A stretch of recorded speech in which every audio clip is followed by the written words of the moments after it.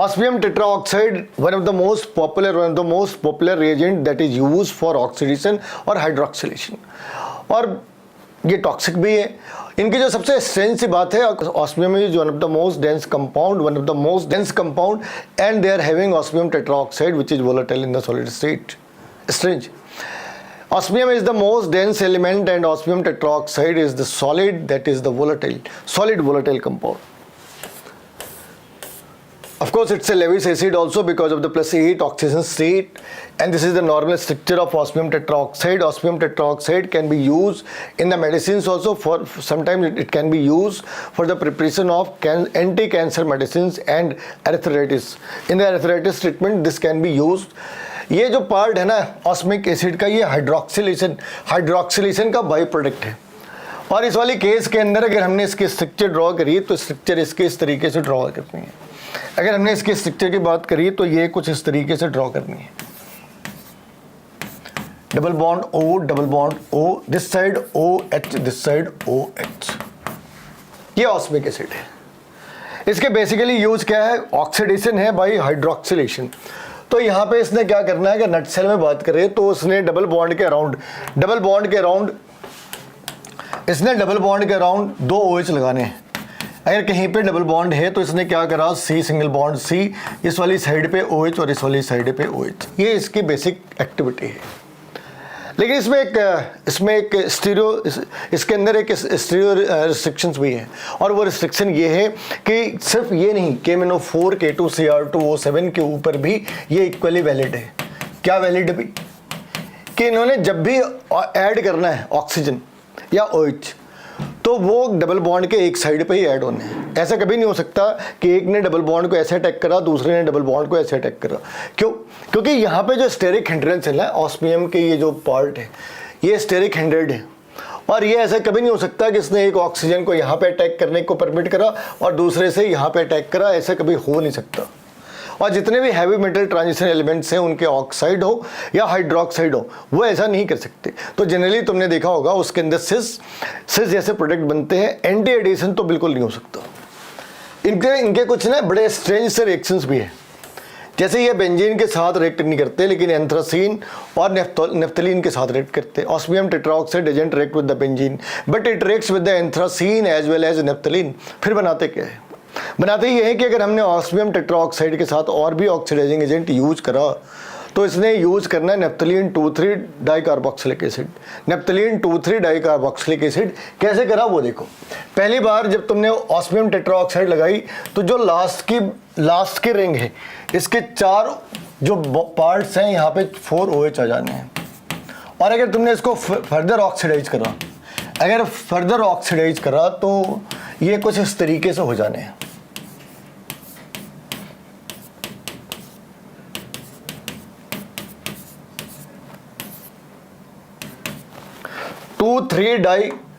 मतलब naphthalene 2,3 dicarboxylic acid है। ये कॉर्टिसोन के प्रिपरेशन है। कॉर्टिसोन के प्रिपरेशन में ऑस्मियम टेट्राऑक्साइड यूज करते हैं। अगर तुमने कॉर्टिसोन के रिएक्शन लिखे होंगे तो तुम्हें याद होगा कि इसमें बीच वाली कंडीशंस के अंदर ऑस्मियम टेट्राऑक्साइड यूज करते हैं। मगर उसका पर्पस क्या है? तो अगर हमने ऑस्मियम टेट्राऑक्साइड को इस जगह पे इंट्रोड्यूस करते हैं, ऑस्मियम टेट्राऑक्साइड को ऑलमोस्ट मिडल के आसपास यूज करते हैं, और यहाँ पे क्या करते हैं वो देखो।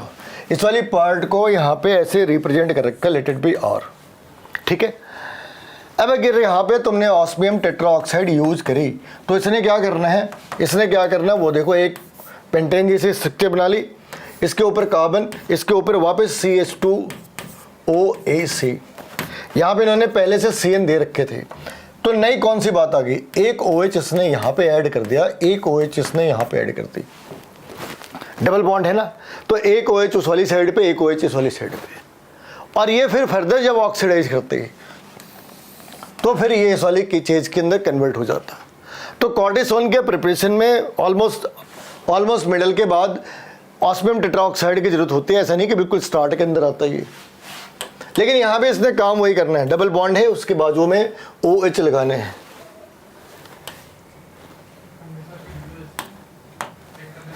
अगर एक एक्रिल्डिहाइड है, ये अपना एक्रिल्डिहाइड नहीं, ये अपना मैलिक एसिड है, और अगर हमने इस मैलिक एसिड के साथ, अगर इस मैलिक एसिड के साथ ऑस्मियम टेट्राऑक्साइड तुमने यूज करा, वापस हाइड्रोक्सिलेशन होनी है, तो इस वाली केस में क्या बन जाना भी, C डबल बॉन्ड OOH, और अगर इसे इस तरीके से यूज करा ऐसे C डबल बॉन्ड OOH, तो इन दो कार्बन के साथ इसने OH जनरेट कर दिया, इसने इन दो कार्बन के साथ OH जनरेट कर दी, डबल बॉन्ड यहाँ थी, दो OH जनरेट करे।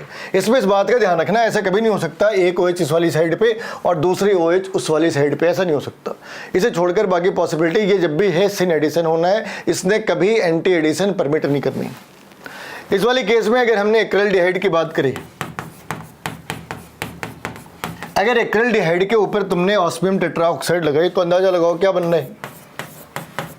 यहां भी इसने इस वाली पार्ट को तो कुछ नहीं करना, इसने कभी C डबल बॉन्ड O को अटैक नहीं करा, इसने जब भी अटैक करा C डबल बॉन्ड C को करा।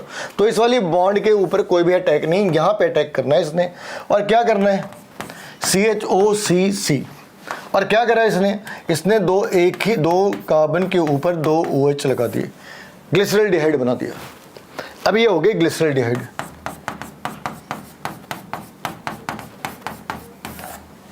ये हो गई ग्लिसरल्डिहाइड। तो ये सारी चीज़ें बेंजीन ऑस्मियम टेट्राऑक्साइड की बड़ी पॉपुलर सी रिएक्शन है। एक थोड़ी अलग सी रिएक्शन है, और वो अलग सी रिएक्शन है जब हम उसे यूज करते हैं 1,2 बेंजीन एंथ्रासीन के साथ, 1,2 बेंजीन एंथ्रासीन के साथ, ठीक है। तो यहाँ भी अगर हमने 1,2 बेंजीन एंथ्रासीन लिख लिया तो चीज़ें आसान है, वाली साइड पे एक डबल बॉन्ड है यहाँ पे। तो इसने इस वाली जगह पे, ये जो जगह है ना, इस वाली जगह पे इसने दो OH इंट्रोड्यूस कर दिए। अब इसमें इंपॉर्टेंट क्या है, इसमें इंपॉर्टेंट ये है कि भाई यहाँ पे इतने सारे डबल बॉन्ड थे, इसने इस वाली जगह पे ही अटैक क्यों करा, 3-4 वाली जगह पे अटैक क्यों करा, और ये स्पेसिफिक है 3-4 वाली जगह पे ही अटैक कर रहे हैं। तो ये ऑस्मियम टेट्राऑक्साइड है। ऐसे ही एक एक करके सारे रिएजेंट्स अगले कुछ दिनों के अंदर अपलोड करने हैं।